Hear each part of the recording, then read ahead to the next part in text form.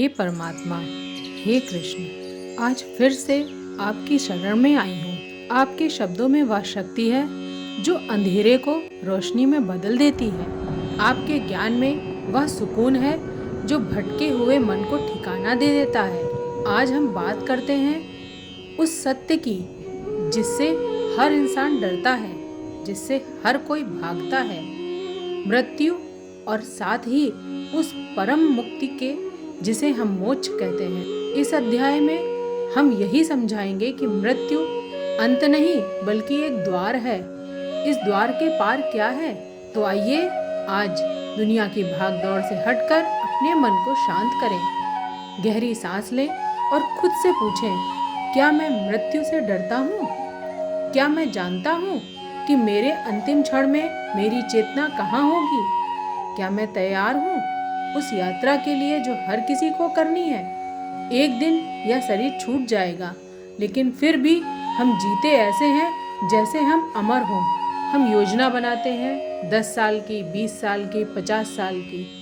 हम सोचते हैं कि अभी तो बहुत समय है, पहले यह कर लूँ फिर वो करूँगा, पहले पैसा कमा लूँ फिर शांति ढूंढूंगा, पहले सुख भोग लूँ फिर भगवान को याद कर लूँगा। लेकिन यह सच नहीं है। मृत्यु किसी का इंतजार नहीं करती। वो ना तो पूछती है न बताती है, वो आती है, बस आती है।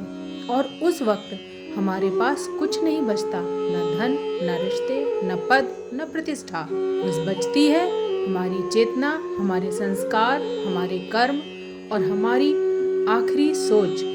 गीता का यह अध्याय इसी सोच के बारे में। श्री कृष्ण जी कहते हैं, जो मनुष्य अंतिम समय में जिस भाव को याद करता है वह उसी को प्राप्त होता।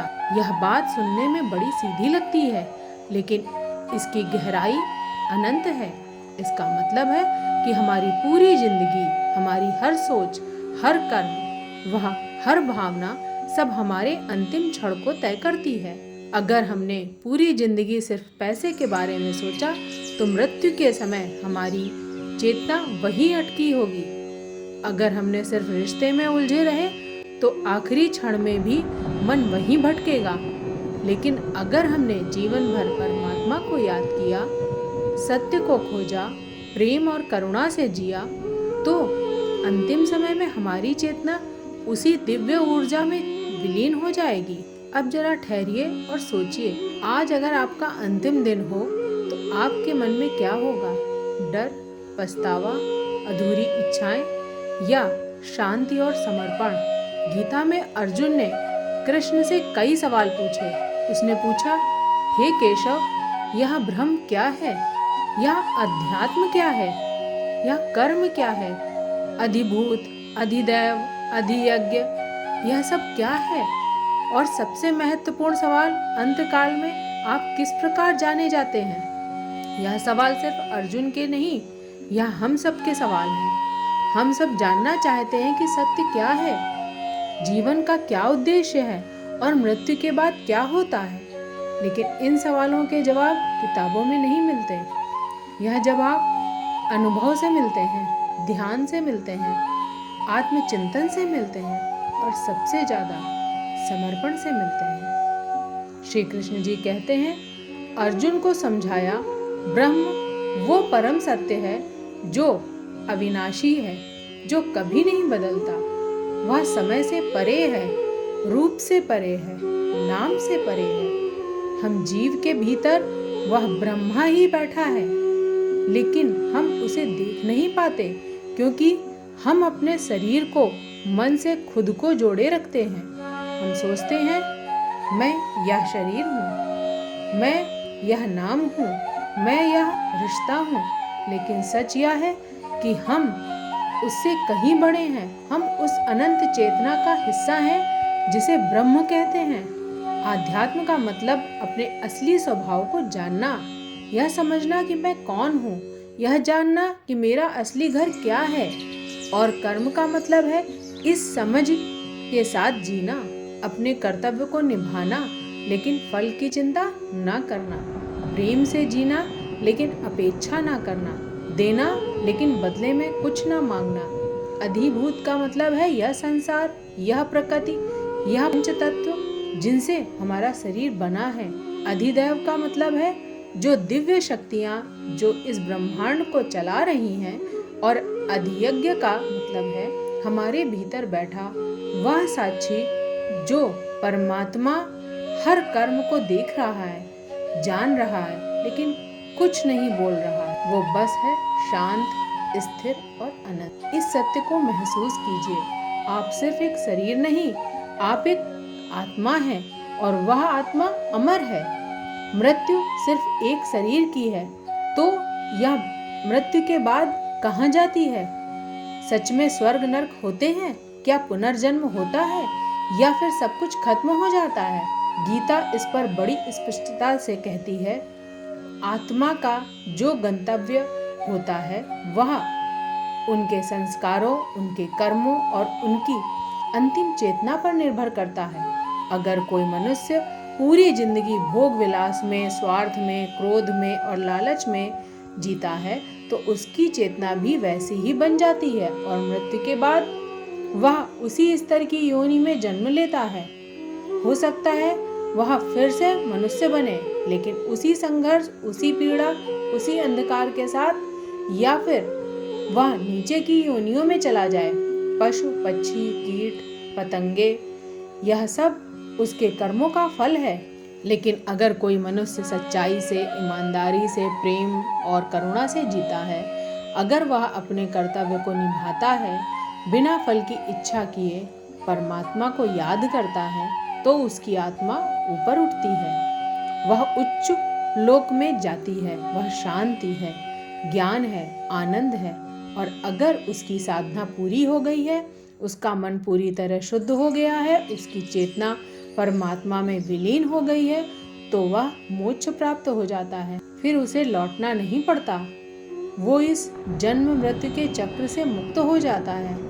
यही है असली स्वतंत्रता, यही है असली मुक्ति, और यह हर किसी को मिल सकती है। बस शर्त यह है कि हम तैयार हैं अपने अहंकार को छोड़ने के लिए, अपनी इच्छाओं को शुद्ध करने के लिए, अपने मन को स्थिर करने के लिए। गीता हमें एक गहरा रहस्य सिखाती है। श्री कृष्ण कहते हैं, जो व्यक्ति अंत समय में मुझे याद करता है, वह मुझे ही प्राप्त होता है। इसमें कोई संशय नहीं है। लेकिन सवाल यह है, अंत समय में याद कैसे रहेगी? जब शरीर दर्द में हो, जब सांसें उखड़ रही हो, जब चेतना धुंधली हो रही हो, उस समय परमात्मा को याद रखना कितना मुश्किल है। इसलिए गीता कहती है, अभ्यास करो, रोज करो, हर पल करो। अपने दिन की शुरुआत परमात्मा के नाम से करो। अपने हर कर्म को उसे समर्पित करो। अपने हर विचार को उसकी ओर मोड़ो। धीरे धीरे यह आदत बन जाएगी, और जब आदत बन जाएगी तो संस्कार बन जाएंगे, और जब संस्कार बन जाएंगे तो अंतिम क्षण में भी वही याद आएंगे। सोचिए, अगर आपने पूरी जिंदगी सिर्फ पैसा गिना, तो मौत के समय भी आपके हाथ पैसे गिन रहे होंगे। अगर आप रिश्तों में उलझे रहे, तो अंतिम सांस में भी आप किसी का नाम ही ले रहे होंगे। लेकिन अगर आप हर दिन थोड़ा समय चुपचाप बैठकर आंखें बंद करके परमात्मा से बात की होगी, उसे महसूस किया होगा, तो वह अंतिम क्षण में भी आपके साथ होगा। तब आपको कोई डर नहीं होगा, क्योंकि आप जान जाएंगे, मैं अकेला नहीं हूँ, वह मेरे साथ हैं, वह मुझे ले जा रहे हैं, और जहाँ वो ले जा रहे हैं वहाँ सिर्फ शांति है। गीता कहती है, जो मुझे स्वतः देखता है और सब कुछ मुझ में देखता है, मैं उसके लिए कभी अदृश्य नहीं होता, वह मेरे लिए कभी अदृश्य नहीं होता। यह है असली योग, यह है असली मिलन। जब आप हर जगह परमात्मा को देखने लगे, हर पेड़ में, हर पत्थर में, हर इंसान में, हर जीव में, तब आप समझ जाएंगे कि सब एक है। और जब सब एक है, तो फिर डर कैसा, द्वेष कैसा, ईर्ष्या कैसी? लेकिन यह सब कहना आसान है, करना मुश्किल, क्योंकि हमारा मन बहुत चंचल है। एक पल यहाँ तो दूसरे पल वहाँ, एक पल शांत तो दूसरे पल तूफान। हम चाहते हैं कि हम परमात्मा को याद रखें, लेकिन दुनिया की चीजें हमें खींच लेती हैं। हम चाहते हैं कि हम निस्वार्थ बने, लेकिन हमारी इच्छाएं हमें रोक लेती हैं। तो क्या करें? गीता का जवाब बहुत सरल है, अभ्यास और वैराग्य। अभ्यास का मतलब है बार बार कोशिश करना, रोज थोड़ा समय निकालना, बैठना, शांत होना, सांसों को देखना, मन को स्थिर करने की कोशिश करना।